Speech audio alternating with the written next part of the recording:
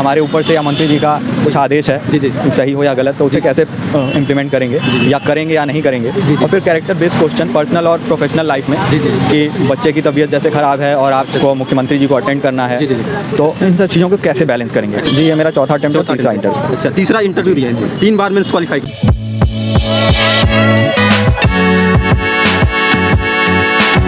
नमस्कार दोस्तों, आप सभी का रिजल्ट नंबर 1 पर बहुत बहुत स्वागत है। आज हम यूपीएससी लोक सेवा उत्तर प्रदेश प्रयागराज में हैं। यहाँ पर यूपी पीसीएस का इंटरव्यू चल रहा है। तो अभी हाल ही में तुरंत ही सर का इंटरव्यू हुआ है और सर निकल कर बाहर आए हैं। तो हम उनसे जानते हैं सर का इंटरव्यू कैसा गया है, किस तरीके से बोर्ड ने उनके साथ व्यवहार किया, कैसा जो है बोर्ड था, उन सब चीज़ों के बारे में आज सर से हम बात करने वाले हैं। हाँ सर, आपका रिजल्ट नंबर 1 पर बहुत बहुत स्वागत है सर। धन्यवाद सर। आपका शुभ नाम क्या है? शुभम। शुभम सर। सर, आपका इंटरव्यू कैसा गया है? बहुत ही अच्छा माहौल था और ऐसा कुछ भी प्रेशर वाली चीज़ें नहीं थी। बहुत ही बातचीत के माध्यम से ही सारी चीज़ें हुई हैं। जी।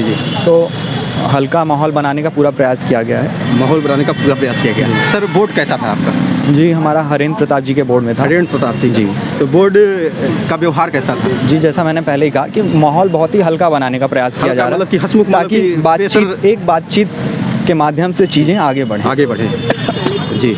तो जो बोर्ड था बिहेव अच्छा कर रहा था और हंसमुख बोर्ड था, कहने का मतलब है वहाँ पे प्रेशर नहीं दिया जा रहा था। तो बोर्ड में सवाल कैसे पूछे जा रहे थे? पर्सनल लाइफ से सवाल पूछे जा रहे थे, कैसे पूछे गए थे? ज़्यादातर कोशिश यही, कुछ सिचुएशनल क्वेश्चन दिए गए। जी। और जैसे कि हमारे ऊपर से या मंत्री जी का कुछ आदेश है जी। सही हो या गलत, तो उसे कैसे इम्प्लीमेंट करेंगे या करेंगे या नहीं करेंगे। और फिर कैरेक्टर बेस्ड क्वेश्चन पर्सनल और प्रोफेशनल लाइफ में कि बच्चे की तबीयत जैसे ख़राब है और आपको मुख्यमंत्री जी को अटेंड करना है, तो इन सब चीज़ों को कैसे बैलेंस करेंगे। अच्छा। इसके अलावा जो आवारा पशुओं का समस्या है, जी। उससे रिलेटेड केस स्टडी दी गई कि कैसे ध्यान में देंगे उसको। तो कोशिश यही है कि एक पर्सनालिटी चेकअप हो। अच्छा। और अगर उस स्टेट पे आप पहुंचते हैं एक अच्छे पद पे, तो उस समय काम कैसे करेंगे, सिचुएशन मेन दो यही चीज़ है। मेन दो यही चीज़ें पूछी गई थी। अच्छा सर, ये बता सकते हैं आपकी जो बैकग्राउंड आपका क्या था? जी, इंग्लिश मीडियम थे कि हिंदी मीडियम? जी, इंग्लिश मीडियम। तो आपने एजुकेशन क्या, ग्रेजुएशन? इलेक्ट्रिकल इंजीनियरिंग में। इलेक्ट्रिकल इंजीनियर हैं आप सर। तो इसके रिगार्डिंग आप इलेक्ट्रिकल इंजीनियर हैं, तो इंजीनियरिंग लाइन से आप लोक सेवा मतलब कि यूपीएससी की तैयारी में या पीसीएस की तैयारी में कैसे चले आए? आप तो बड़ा पैकेज आपको मिल सकता था और क्षेत्रों में जा सकते थे। जी बिल्कुल, पर मेरा जो झुकाव हमेशा से ही नई नई चीज़ों को जानने में था। तो जब मैंने स्टार्ट किया था कॉलेज के पहले से, तो नई नई चीज़ें जैसे जनरल अवेयरनेस जो क्विज़ होते थे, इन्हीं सब में मैं हमेशा इंटरेस्टेड रहता था।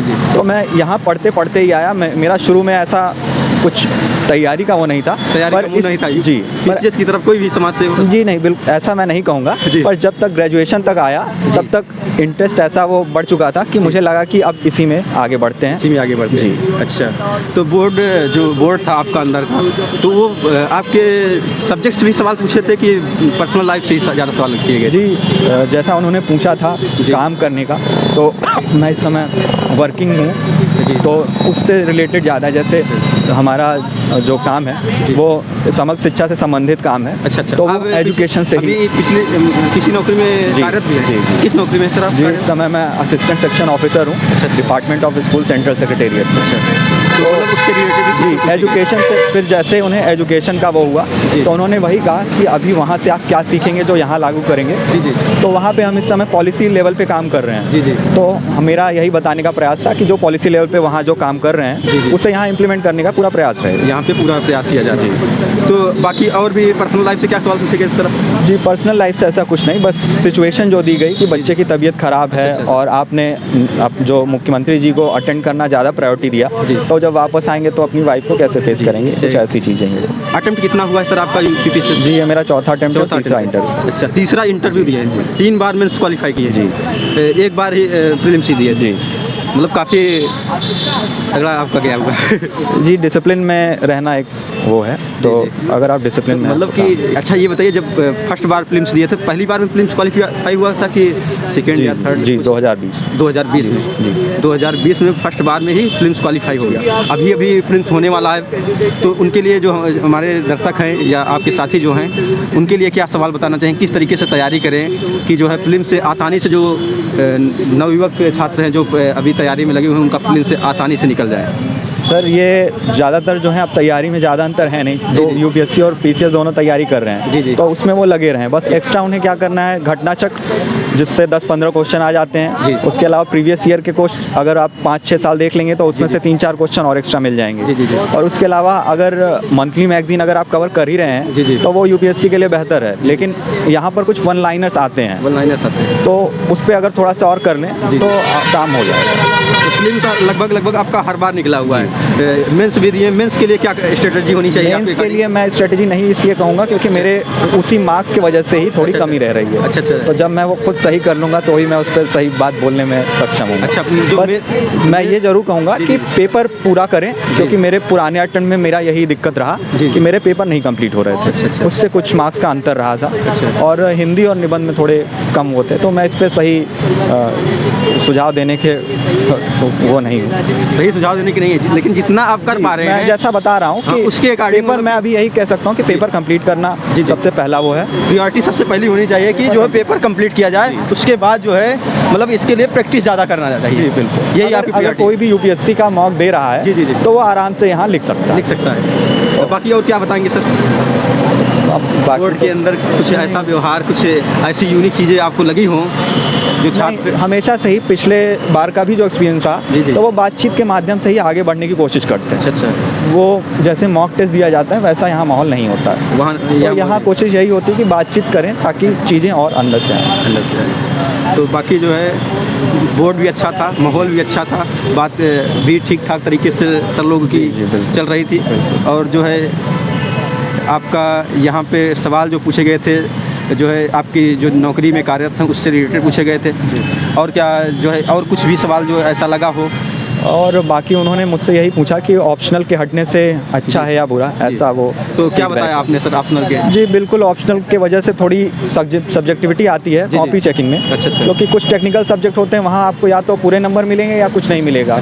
पर ह्यूमैनिटीज़ में ऐसा कुछ नहीं होता, वहाँ थोड़ी सब्जेक्टिविटी आ जाती है, तो थोड़े मार्क्स के रेंज ऊपर से नीचे होते हैं। अच्छा। तो अब इन सारी चीज़ों को जब आप कंपेयर करके एक साथ लाएंगे तो कहीं ना कहीं थोड़ा कंपैरिजन में दिक्कत होता है। पर अब कोई भी इस तरीके का ब्लेम नहीं लगा सकता कि मेरे सब्जेक्ट में कमी है या उसके में अच्छा है, तो ये सभी के लिए बराबर है। ऑप्शनल हटने से छात्रों को फ़ायदा हो रहा है कि उससे नुकसान हो रहा है? क्या तो यही कहूँगा कि अलग से अब कोई अलग तैयारी नहीं करनी है। अच्छा। जो बिल्कुल नॉर्मल कर रहे हैं बिल्कुल करते रहिए। अच्छा। और अब कोई दूसरे ये भी नहीं कहेगा कि उनका सब्जेक्ट अच्छा था इसलिए हो गया। अच्छा।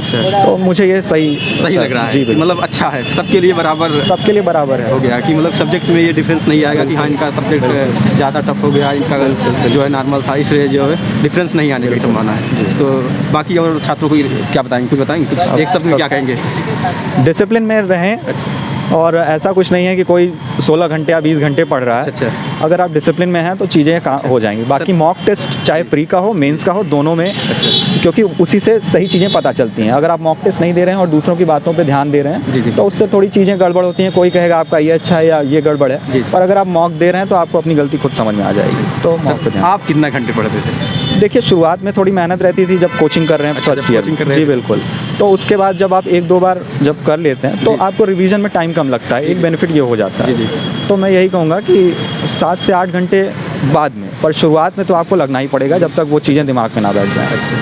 चलिए ठीक है, थैंक यू सर, आपसे बात करके बहुत अच्छा लगा। दोस्तों, सर ने जो जानकारी बताई और जो इंटरव्यू के बारे में बताया वो कैसा लगा, आप लोग कमेंट बॉक्स में अपना सुझाव दे सकते हैं और ये बता सकते हैं हमें कि किस तरीके से जो है आप लोग तैयारी कर रहे हैं, आप लोगों की तैयारी में क्या गड़बड़ी आ रही है, क्या कठिनाइयाँ आ रही हैं। उन सच चीज़ों को अगर कोई भी चीज़ छूट गई हो सर से पूछने में, उसके बारे में आप कमेंट करिएगा। हम अगले इंटरव्यू में आपको सर से जानकारी ज़रूर दिलाएंगे। जय हिंद।